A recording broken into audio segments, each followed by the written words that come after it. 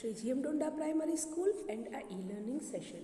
Children, in today's e-learning session, we are going to learn social science subject in which I'll explain you chapter number 13, Independent India. The first topic of our lesson is formation and reorganizations of states. India became independent and the princely states were merged into the union. We had adopted a federal system of government. Hence, there arose the question of forming the states as the major components of the Union of India. The union that emerged out of the merger of the British India and the princely states was classified as A, B, C and D. The status of all the states in these four categories was not the same, though they all were in an integral part of the union. Thus, India emerged as a union with four categories of states at the time of enforcing the constitution in 1950 century. People from Madras, means belongs to A group states, launched a strong protest to form Andhra Pradesh for the Telugu speaking community and the government accepted their demand. On 1st October 1953, Andhra Pradesh was formed as a new state on linguistic basis. Later on, demand for the formation of states on linguistic basis started across the entire nation. In December 1953, Prime Minister Jawaharlal Nehru appointed the States Reorganization Committee to reorganize the Indian states. This was headed by the retired Chief Justice of the Supreme Court, Fazal Ali. Hence, the commission was also known as the Fazal Ali Commission.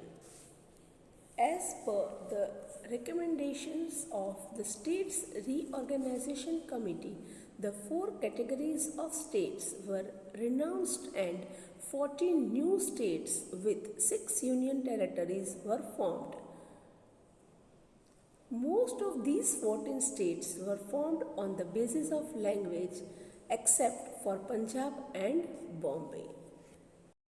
Formation of Gujarat state. The movement compelled the parliament to divide the bilingual state of Bombay into Gujarat and Maharashtra in 1960. The new state of Gujarat was inaugurated by Honorable Ravi Shankar Maharaj. Ravi Shankar Maharaj blessed the people of Gujarat to start the new Mandal of Gujarat at Sabarmati Ashram. Mehdi Nawaz Jung became the first governor and Dr. Jivraj Mehta became the first chief minister of Gujarat. Integration of Pondicherry and integration of Goa, Diu and Daman, that two topics we are going to learn now. Puducherry or the Pondicherry, Karikal means Tamil Nadu, Mahe means Kerala, Yemen means Andhra Pradesh and Chandranagar means West Bengal were under the French control. People of these colonies wanted to join the Indian Union, for which they launched movements too. The French tried to suppress such movements. In 1948, a huge gathering of people in Pondicherry declared quit India to the French authority. To bring out a peaceful solution to this problem, the government of India opened negotiations with the French government. Finally, the French government agreed and on 31st October 1954 and surrendered all these colonies to India. And now we are going to learn about integration of Goa, Diu and Daman. Portuguese were more adamant than the French. For them, Goa was a symbol of prestige. All negotiations and talks to cede these colonies to India failed. On the other hand, the movements to integrate Goa into the Indian Union became more intense and violent. On 15th August 1955, 3,000 to 5,000 unarmed Indian activists attempted to enter Goa at 6 locations and were violently repulsed by Portuguese police officers, resulting in the deaths of around 200 people. When the talks and satyagraha failed, the Indian government decided to take more radical steps and launched Operation Vijay to free Goa. The military operation started on the midnight of 17th-18th December 1961 under the leadership of General Chaudhry.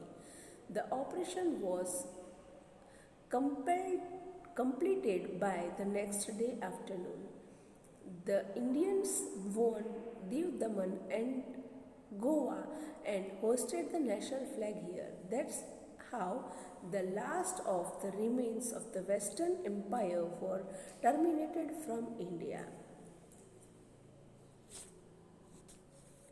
Relationship between India and Pakistan. The relationship between India and Pakistan has always been bitter since the independence. The dispute over the marking of boundaries was never resolved, which has led to a constant infiltration across the border in India. The Kashmir issue has added fuel to the fire and added bitterness in the relation between the two countries.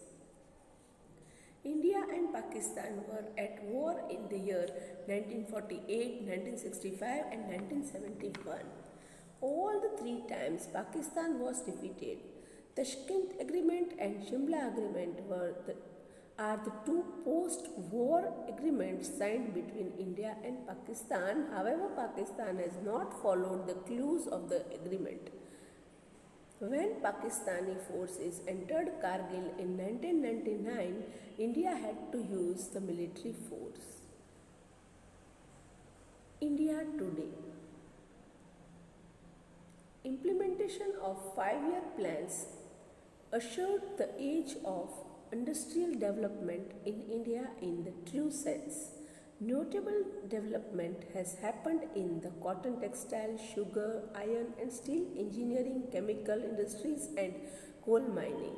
We have become self-reliant and in terms of industrial production.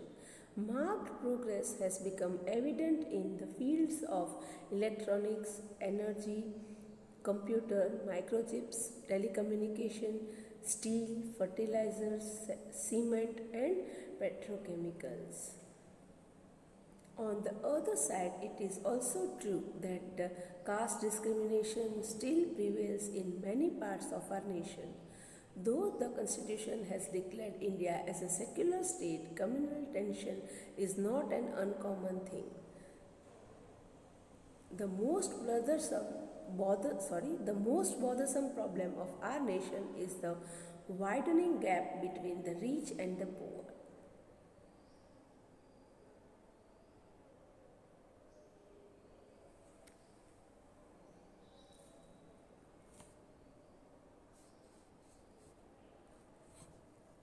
On the other side, it is also true that the caste discrimination still prevails in many parts of our nation. Though the Constitution has declared India as a secular state, communal tension is not an uncommon thing. The most bothersome problem of our nation is the widening gap between the rich and the poor. Certain sections have been tremendously benefited out of the economic development of the country and live in luxury. On the other side, many people live below the poverty line. The people living in slum cannot afford to send their children to school. Corruption and inflation are increasing at an alarming rate.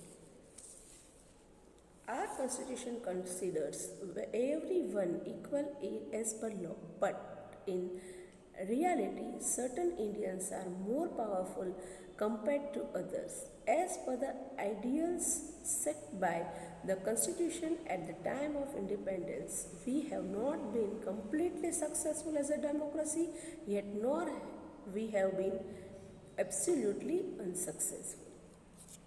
Children, here we have completed our 13th chapter. I hope you understood the concept. Thank you. Have a nice day.